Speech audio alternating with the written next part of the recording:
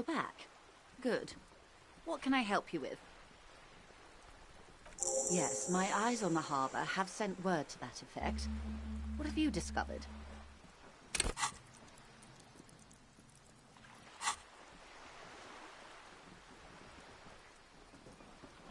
Yes. And will you start an official investigation? The lieutenant is about to interject. Cut him off. This decision should be yours. Exactly. But what?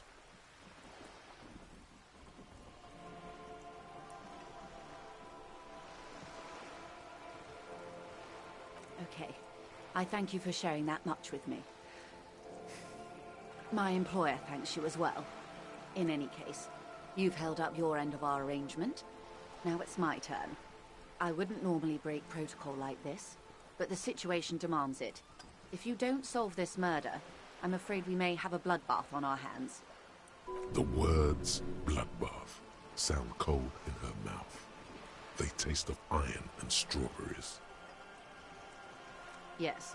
I'm afraid this strike may descend into a small-scale civil war, with possible consequences for all of Rivershoal West. Since you are sharing land, this is also the RCM's worst-case scenario. Then we're on the same page, as grim as it may be. I have an indirect role to play, I'm sad to say. My employer experienced a momentary lapse of faith in me. In that moment, they elected to deploy a private military contractor as an insurance measure. They called it my security detail. They were dispatched after I relayed the union's initial offer. Every worker a member of the board. I tried to convince my employer it was simply a piece of rhetoric and not a serious demand, but the stridency of it seems to have spooked them. Absolutely not. These mercenaries are muscle, pure and simple.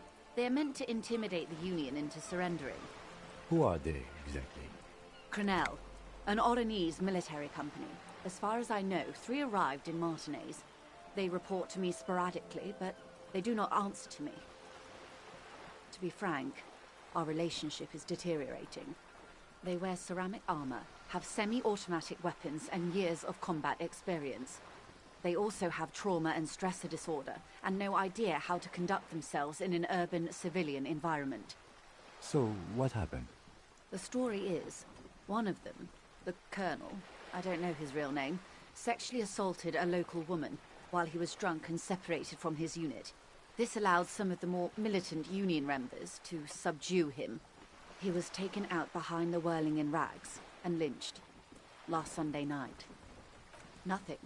Mr. Clare refuses to let me into the harbour. I have not been able to discuss this matter with anyone there. The remaining 2 Crenell contractors carry out their orders, for now. It's a smokescreen. In secret, they are conducting an independent military tribunal into the lynching. Once this investigation is concluded, executions will follow. What is the nature of this so-called investigation? Whether to execute one, some, or all of the Union militants. It will be all of them. The decision is already made.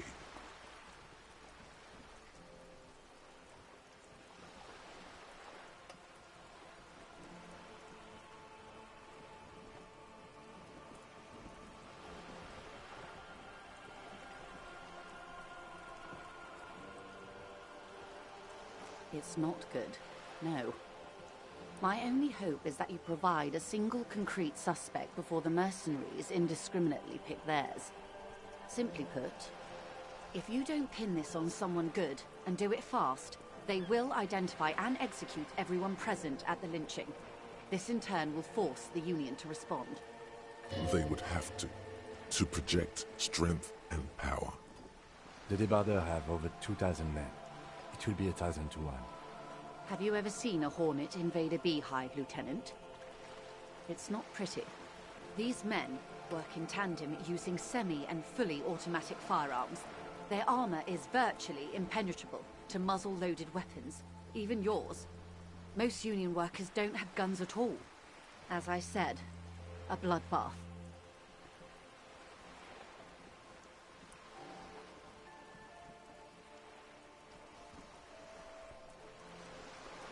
It doesn't have to be like this. Nameless, badgeless officer of the citizens' militia.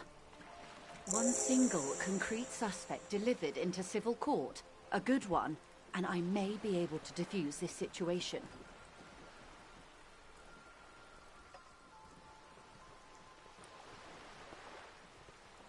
Until the executions start? Truthfully, I don't know. It depends on their progress identifying the members of the lynch mob, and their impatience. They don't report their progress to you? Not on this matter. I'm afraid they consider this a personal initiative. It's a matter of days, not weeks.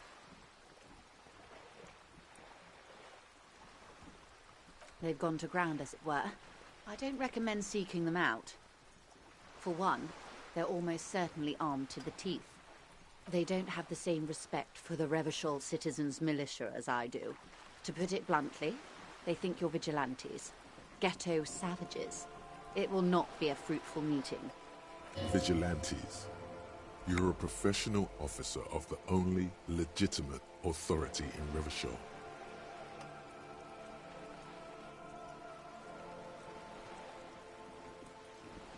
You're likely to run into them eventually. When that happens, I'll be in a better position to mediate if I don't appear involved. One is obviously the scab leader at the harbor gates. The one chanting the idiotic slogans. He's barely maintaining his disguise.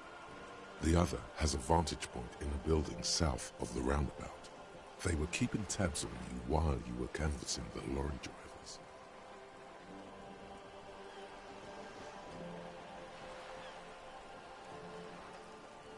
That may be so. I still hope you heed my advice. There's no need to kick the hornet's nest. For all your talk of averting this catastrophe, the situation at the gate is a border keg. Does this not bother you? Of course it bothers me, Lieutenant. But my hands are tied. How would my employer react if it appeared I were intervening on behalf of the Union? Your concern may be appearances. Ours is keeping the peace. That would afford a good vantage point. In any case, it's practically inaccessible. Where is your radio for contacting them, if I may ask? Do you have an earpiece? Heavens no. I'm not an undercover agent. There's a shortwave at the ship's wheel. I hope I can answer it better. If you mean did I see him alive, yes. But I did not know him. Lely, his service name, a nom de guerre most likely. He wouldn't divulge his full name. Only one of them did. A bad sign if there ever was one. One is a man, Corty, they call him, a nickname as well. The other a woman, Phyllis DePaul. Corty is the gunner, I believe. DePaul is a radio operator. What would you say was his eye color, the deceased's? She closes her eyes, trying to picture the man's face, then shakes her head. I can't remember. That's all right, then. Anything else? Nationality? What would you say was his age? He was 40. Or 50. It's hard to say which. He had a combat injury on his lower jaw. It made it difficult to estimate his age, or gauge his facial expressions. What else? Nationality? Accent? He was, Occidental, I think. Light brown hair, a mixed accent, Oranese, or Messinian, maybe. His injury gave him an accent all his own. In a way, it was humanizing. He had to learn to speak through it, through the injury. That's all I know, I guess. I only met him once. I am sorry to have been the bearer of bad news. If there is anything else I can help you with, please ask.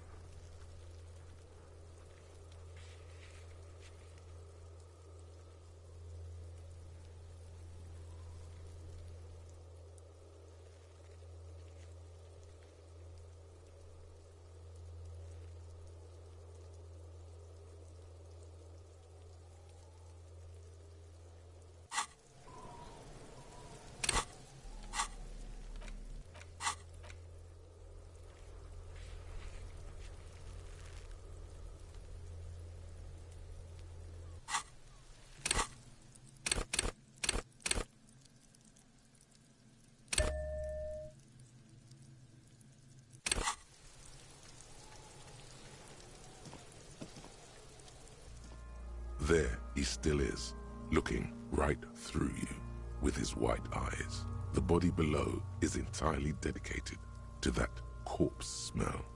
Emitting it is all it does now. As you breathe in, the odor comes over you. It's a smell of the mind telling you to run, and your stomach to wring itself empty. With your hands at your sides and your eyes squinting, you stand in it. The man before you is naked, but for a pair of underpants and enamel boots.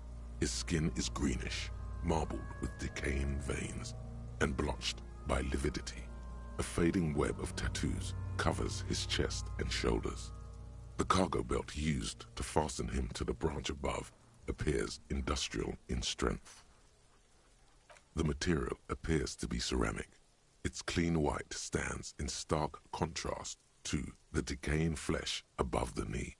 The man wore thick polymer socks, probably for padding. A fine array of interlocking plates covers them.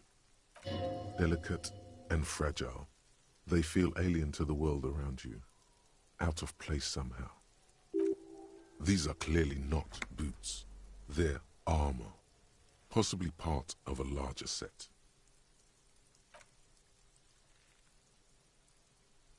Indeed.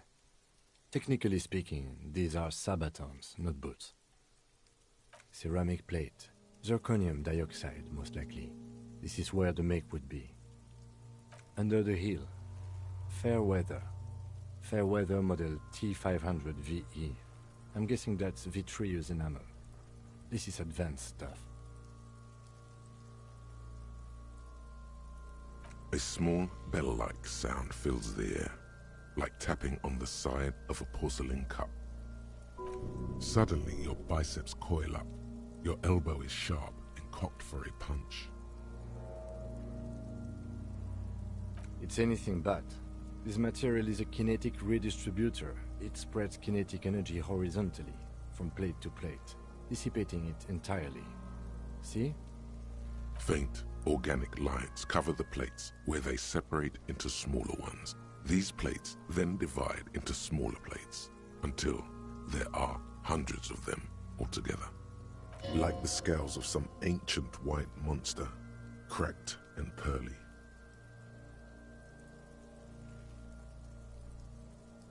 He worked for Cornell, like Joyce told us.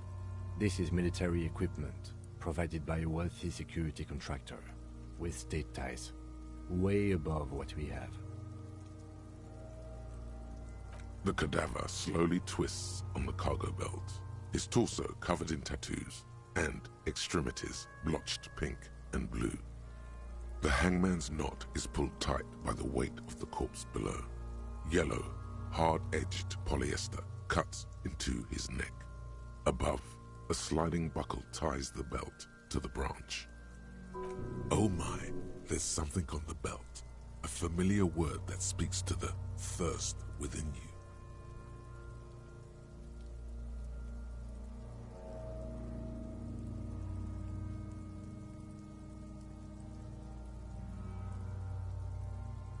Vermilion, in yellow letters, along the length of the twisting cargo belt. Only a deep longing for vermilion golden spirits lets you decipher the fading logo of the local brewery.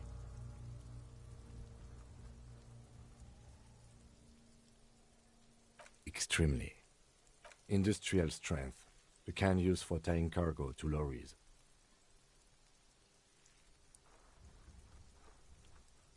Yes, it looks like they use whatever was on hand, paying no attention to not incriminating themselves.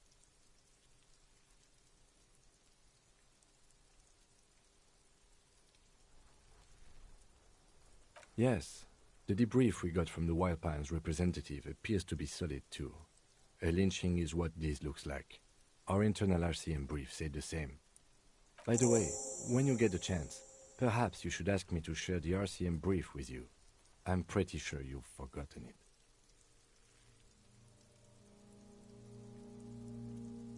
The cadaver hangs from the cargo belt, limbs limp and torso covered in tattoos. An intricate web of blue lines stretches across the torso. from the right shoulder to the solar plexus. Each time they intersect, a small white star is formed in their crossing. Hundreds of fading asterisks riddle his skin. Their concentration is highest around his heart. His corpse is marked by stars. Alcohol and heartbreak. Your fist clenches suddenly.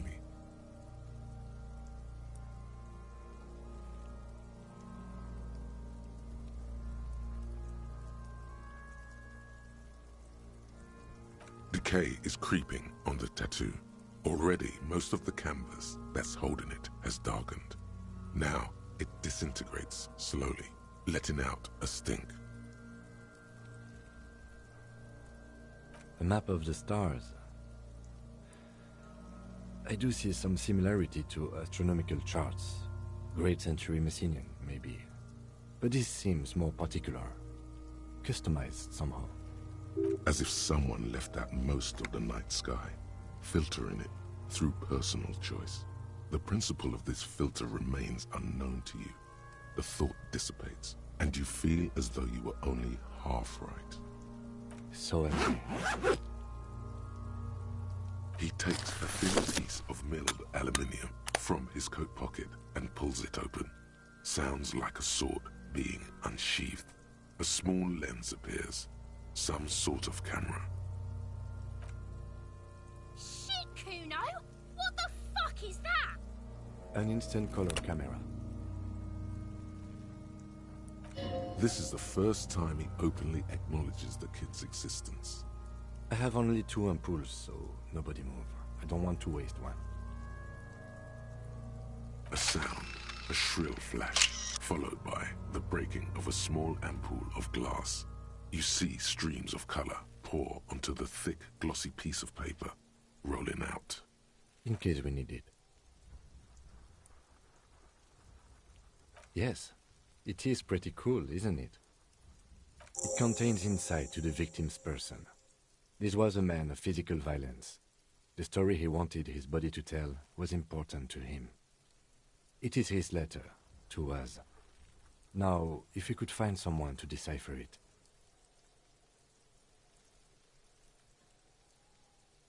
Here, a souvenir. Don't lose it.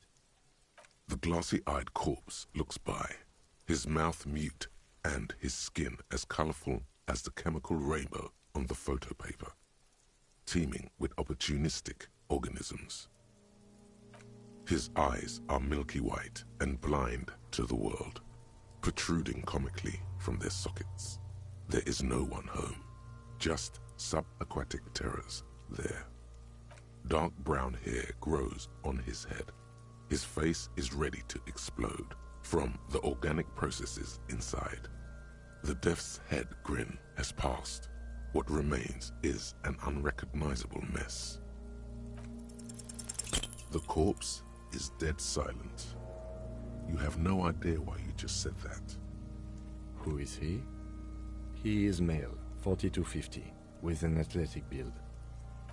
The corpse looks right through you as you distance yourself from its stench, eyes like a shark. As you narrow your eyes, the monster before you blurs into a violent mess of green and pink. Only the lower extremities are pink with a dash of blue. His fatted hands, thighs, and his neck just above the noose. The rest of the corpse appears dark green in the cold spring air. The cadaver slowly twists on the cargo belt, his torso covered in tattoos and extremities blotched pink and blue. Are you sure we finished the preliminary examination of the cadaver? We might miss some of these things once he's done.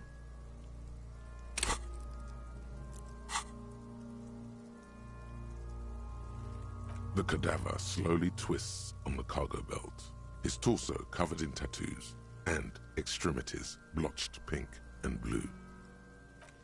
The steel-reinforced belt presents a unique challenge. I brought chain cutters, but I don't see a good angle of approach to the belt. The cadaver is a good 1.2 meters up. Neither one of us can reach the belt without assistance. And even if we do, there's the question of cutting it.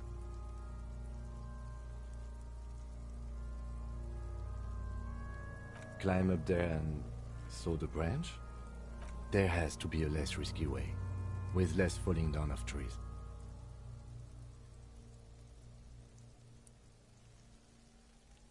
Someone else? You mean like the police?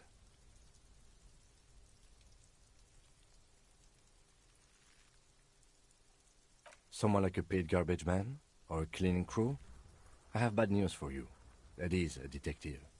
I know it's hard, but I assure you, the others won't come to help us. And we have a growing sanitary concern here. We need to get him down, fast. I was really hoping we wouldn't. The Union appeared to be suspect in this case. It seems like a dangerous route to go down. Confirmed. It's unsafe. But what other options? The corpse twists on the belt, like chicken on a skewer.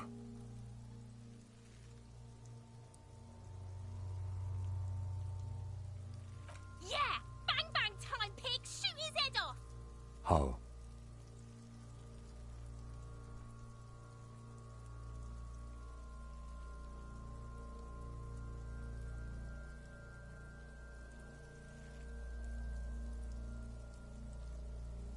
It absolutely will not, officer. That's not how physics work. It will maybe cut one thread loose. Yeah, now we're talking. Entertain a Kuno with some shit. They'll miss! The pigs will miss Kuno! The lieutenant is undecided. On one hand, he wants to shoot some gun. On the other, it's an awfully stupid idea.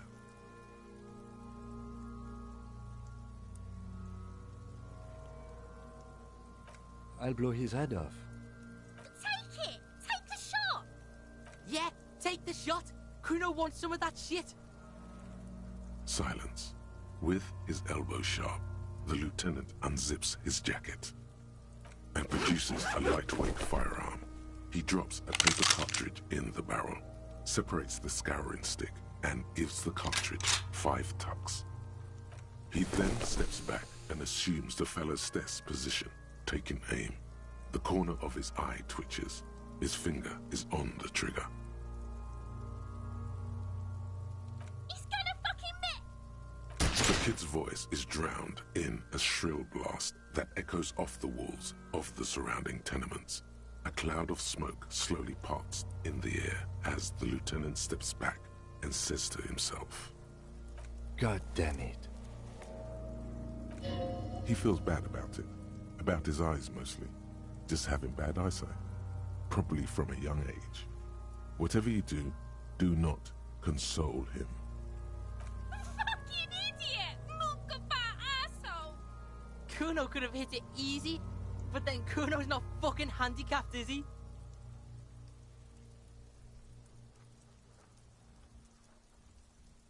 No, we are lucky as it is. We didn't break anything, and the victim remains uncompromised. Any more mistakes could put us in an unfortunate position with the locals. We have eyes on us. I didn't do us any favors with that. I have to say, it's beginning to look unlikely we can get him down without assistance. It's bad as it is, us shooting firearms like punks. Go ahead, I'm not stopping you. Just don't lose it. They only have one gun! This is the sorriest pair of pigs Kuno's ever seen. Yeah, take it, you fucking banani poika! Take it and shoot yourself in the mouth! The cold piece of bakelite and gunmetal is surprisingly light. Your fingers fit right through the guard, instinctively resting on the trigger. The fuck are you waiting for, Kuno? Tell him to shoot himself in the mouth! Kuno is silent. Aggression gathers in the air. The trigger feels delicate and ready to break under your finger. The buckle comes into focus in your sights. You stand with your feet planted firmly in the ground and your left hand supporting your gun arm. Why don't you just shoot yourself in your mouth? At least you won't miss. Your field of view narrows. The branch slowly moves, becoming entirely two-dimensional. The metal buckle glimmers. catching the noon light as the corpse slowly rotates. Look, he's crying. You gonna cry now, fucking faggoty? Or what? You gonna fuck me? You wanna fuck me, pig? Is that what this is about? Do it! Set me free! You feel as though it would be dangerous to set this creature free to roam about the cosmos. Don't. Do it!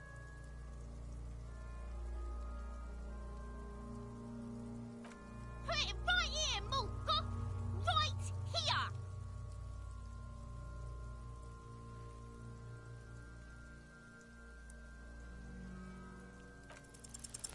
You hear an explosion within the weapon in your hand. The branches of the pine tree behind the girl shake ever so lightly. Your ears are still ringing. A plume of smoke has erupted from the barrel. The little monstrosity stands in the cloud. Her face is petrified. Then it begins to twist demonically. She is disappointed, trapped, entangled in this world, all because of the continuously appalling marksmanship of law officials. You fucking learn to shoot! Whoa, see? Pig tried to shoot you. You're alive? Yes, Kuno, I can see that!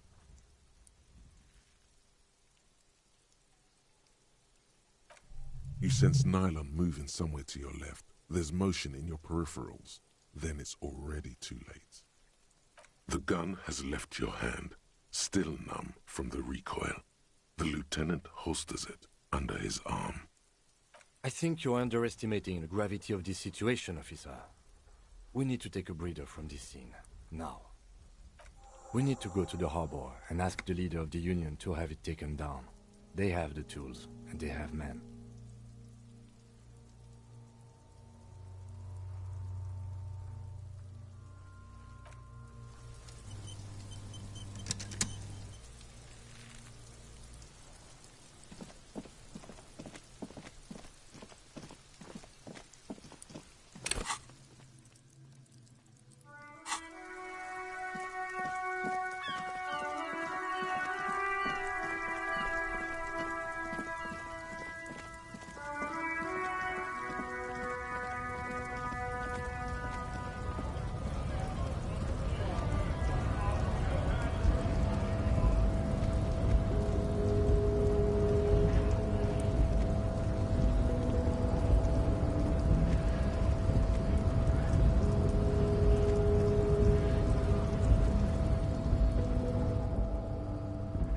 The unpromising race pupil returns.